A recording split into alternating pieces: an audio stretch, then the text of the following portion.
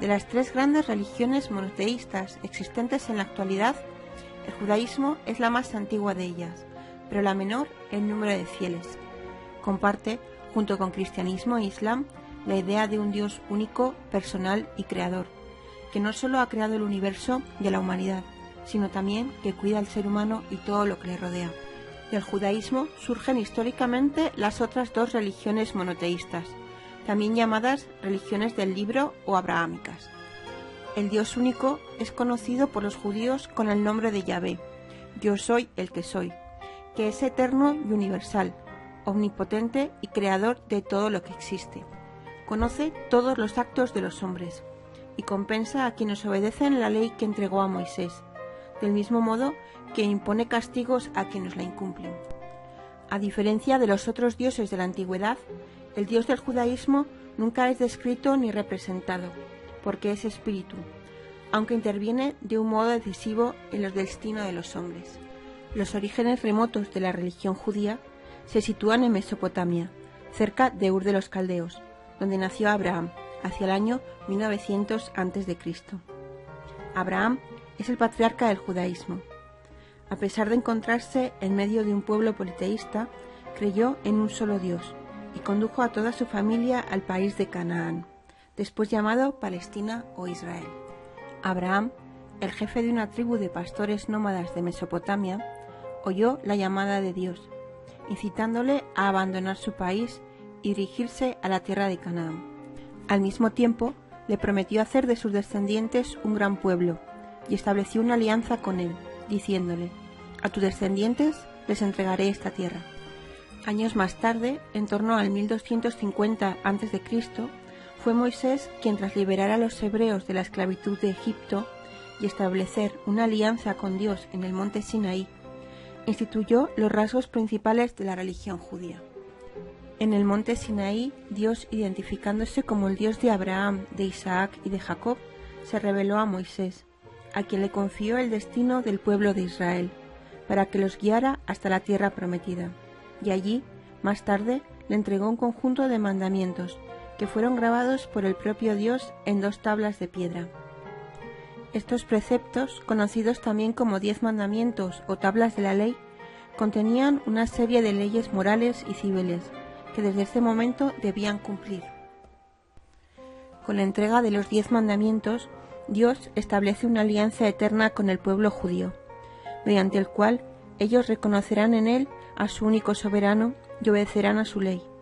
Y como recompensa, Dios elegirá al pueblo de Israel como su pueblo y velará siempre por su bienestar. A cambio de esta preocupación de Dios por Israel, los judíos tienen la responsabilidad de cumplir con sus enseñanzas, contenidas en la Torá, que comprenden los 5 primeros libros de la Biblia, y se conocen también como Pentateuco o 5 libros de Moisés. El Pentateuco o Torá, que en hebreo significa ley, es el conjunto de textos sagrados del judaísmo. Se corresponde con los 5 primeros libros de la Biblia y ofrecen un amplio abanico de leyes, reglas y mandamientos que definen la existencia del pueblo judío.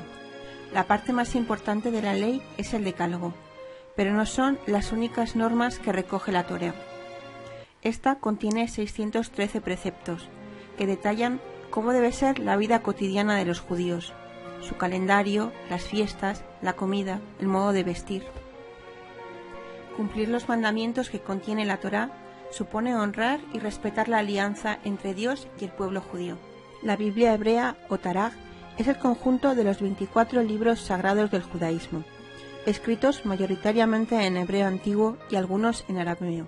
Se divide en 3 partes: la Torá o la ley, los Nevi'im o los profetas y los Ketubim o otros escritos, en donde se recogen los salmos, algunos libros históricos y los libros sapienciales. La otra fuente de la doctrina judía se encuentra en el Talmud, que significa estudio, y es el complemento indispensable de la Torá. Estos textos, recogidos entre los siglos III a.C. y V después de Cristo por distintas escuelas rabínicas, ofrecen un amplio conjunto de códigos y leyes de la tradición oral judía, además de numerosos comentarios sobre la Torá. El Talmud está formado por la Misná, que reúne una serie de leyes de la tradición oral, y por el Gemará, que recoge discursos y debates sobre las leyes judías, tradiciones, costumbres, leyendas e historias. La sinagoga es el espacio litúrgico dedicado a la oración y al estudio religioso, generalmente orientada hacia Jerusalén. Todas las sinagogas guardan en su interior una copia de la Torá, en forma de rollo de pergamino. Estos rollos son guardados en un armario o tabernáculo, el Arca Santa, al fondo de la sinagoga. Ante el tabernáculo hay una lamparilla que arde constantemente en recuerdo de la luz perpetua que brillaba en el templo de Jerusalén. También hay una menorá o candelabro de 7 brazos y una mesa o atril colocada sobre una plataforma, donde se apoya la Torá para su lectura. En la sinagoga, hombres y mujeres se sitúan en lugares diferentes. Ellas, junto con los niños menores, se suelen colocar en una galería separados. El rabino es quien preside la oración comunitaria en la sinagoga. No es un sacerdote, sino un maestro o doctor de la ley. Tiene la misión de enseñar y comentar la ley. El principal centro de culto del pueblo de Israel era el templo de Jerusalén, el único lugar donde se podía ofrecer sacrificios a Dios. El primer templo fue construido por el rey Salomón en el siglo X a.C. y destruido por los babilonios en el año 587 a.C. El segundo templo fue completado en el 515 a.C. y a finales del siglo I a.C. fue ampliado y reconstruido por el rey Herodes, convirtiéndose en el punto central del judaísmo. En el año 70 después de Cristo, el ejército romano, bajo las órdenes de Tito, reconquistaron y destruyeron la mayor parte de Jerusalén y el templo, quedando en pie únicamente el muro occidental, conocido por el Muro de las Lamentaciones. El arco de Tito, levantado en Roma para conmemorar su victoria en Judea, representa a los soldados romanos llevándose la menorá del templo. En el siglo VII, con Jerusalén en manos de los musulmanes, se construyó en ese lugar la cúpula de la Roca y la mezquita de Al-Aqsa, que perduran hasta la actualidad. Tras la destrucción del primer templo de Jerusalén, las sinagogas fueron multiplicándose, y al desaparecer el templo se conservó el lugar de reunión y de estudio y discusión de las Escrituras. Al ser destruido el segundo templo en el año 70, la sinagoga aumentó su importancia, como espacio para reunirse a orar, a leer los libros sagrados, cumplir los rituales, tratar temas sociales importantes y celebrar comunitariamente las fiestas. Los sacrificios rituales que se celebraban en el templo de Jerusalén fueron sustituidos por distintas oraciones que los judíos realizan 3 veces al día, al amanecer, por la tarde y al anochecer.